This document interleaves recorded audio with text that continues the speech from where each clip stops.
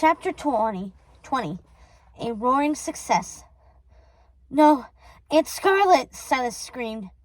He staggered back from the picture in shock, but her skeletal fingers dug into his shirt, holding him tight. Her empty eye sockets stared at him as her jaw clenched, trying to form words. Who did this to me? She rasped. Her breath smelled dusty and thick, but not alive. I don't know, Silas gasped at the ghost. Please, let me go. On instinct, he held up the staff, remembering Archie's words.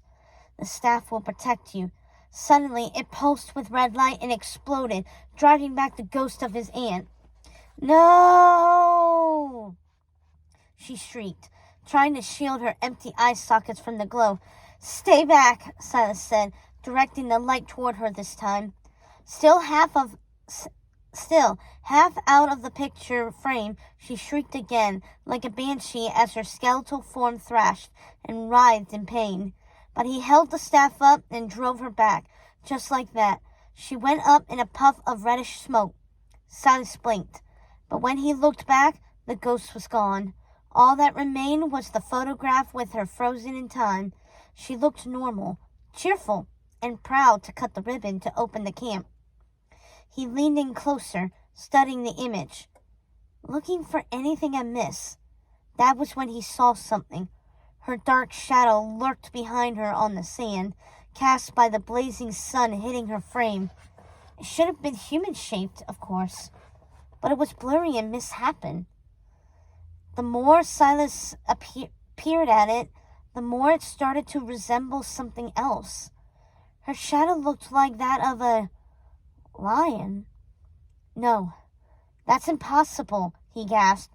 No human should be able to cast that sort of shadow.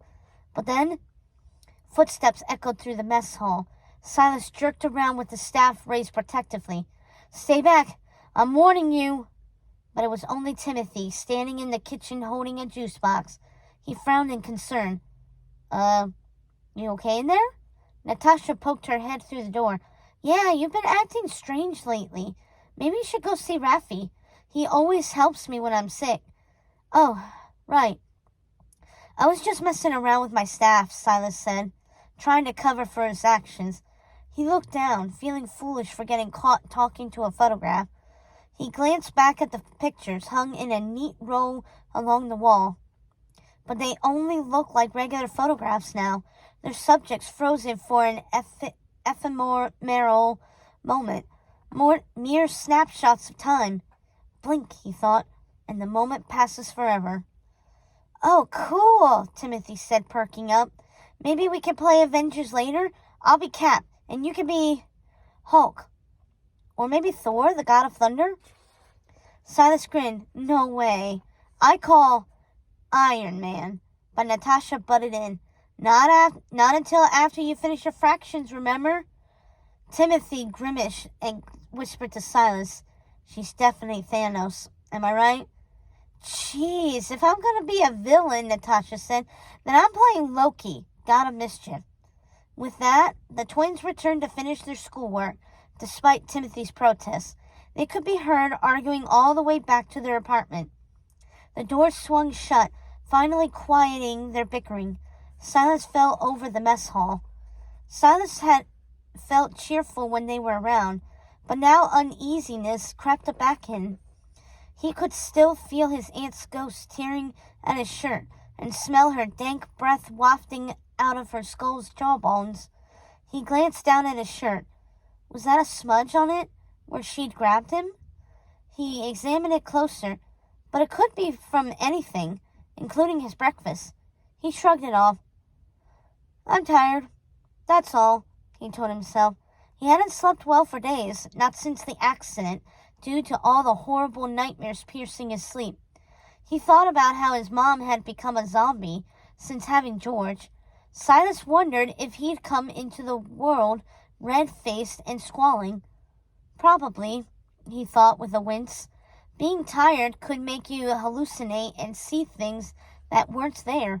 He'd read about that once in a book. Or maybe seen it in one of those Jose's movies. That was all. Lack of sleep, plus overactive imagination equaled what happened in the mess hall. It wasn't fractions, but the math added up perfectly. He didn't need Raffi to tell him what Raffi had told his father the other day when he came home from the hospital. Rest is the best medicine. Oh, and there was one other thing. Hakuna Matata. No worries. He needed to follow the camp slogan and stop worrying about, well, pretty much everything. With that vow, he grabbed his staff and books and headed back home. On the way out, he had to pass that grand opening photograph of his aunt.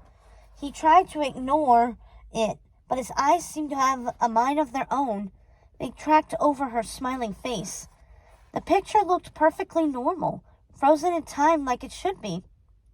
But then, her eyes seemed to move, following him as she walked past, like something out of a creepy haunted house. Her ghostly voice echoed through his head, the memory still fresh.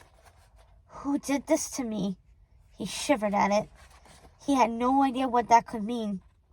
With a fresh surge of fear rushing through his bloodstream like a fast-acting drug, he jumped back and ran for the exit. He didn't stop running until the door swung shut behind him, and he was standing in broad daylight. He looked back at the mess hall. The building was tall and strong, despite the peeling paint and siding that needed many repairs. But he couldn't shake the feeling that it was haunted. That maybe even the whole camp was haunted. After all, his aunt died in a mysterious accident somewhere in the Pride Lands, though he still had no idea what actually happened to her. He thought of Billy from the gas station. Bad things happen to folks who live up there. She must have been talking about his aunt. But had other things happened? And if so, what kind of things? He thought hard. What did he know about ghosts? Mostly it was stuff from Jose's stash of spooky movies. Some of them were even R-rated, meaning parental guidance required, though they ignored the warning. Even if it gave them both nightmares and kept them up at their sleepovers. Ghosts were souls that didn't pass on to the other side and got trapped on Earth, usually after they died prematurely or were murdered. That idea made him turn into a scaredy cat who could jump at his own shadow. But he made himself think it all the way through. Was it possible that something bad had happened to his aunt? Who did this to me? Her ghostly voice echoed in his head. Was that what she meant when she grabbed his shirt and shrieked at him before he used the staff to chase her ghost away? He kept walking down the trail, starting to sweat in the harsh sunlight, and even that began to feel like an assault.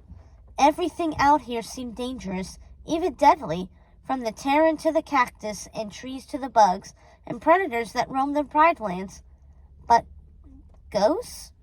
That was a whole other level. He shook his head, making sweat fly from his brow. He trekked back toward the cabin with his books and the staff, and the more he tried to make sense of everything, the more confused he felt. Kind of like Timothy with his fractions. All he knew was none of it made any sense. I'm imagining it, he thought, but the more he kept telling himself that, the less certain he felt.